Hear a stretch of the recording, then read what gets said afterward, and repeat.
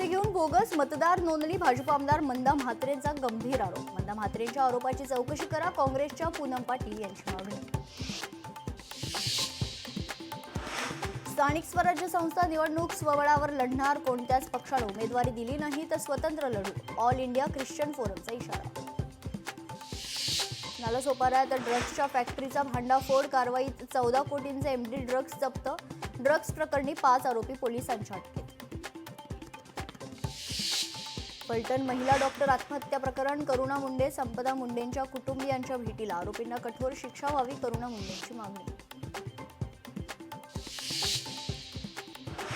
नंदुरबारच्या चांदसेली घाटात दरड कोसळल्याने वाहतूक ठप्प, अनेक गावांचा संपर्क तुटला। महिला डॉक्टर आत्महत्या प्रकरणाचं विरोधकांकडून राजकारण, आमदार सचिन पाटील यांची टीका।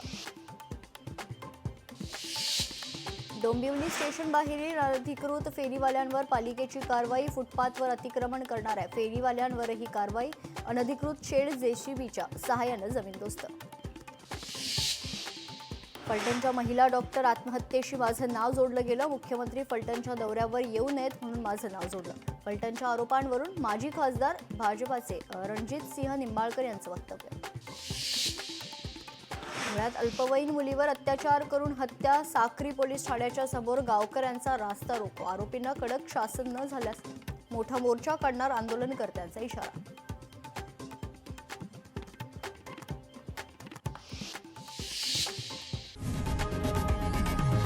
लोकशाही मराठी ऐका, पहा, जागरूक रहा।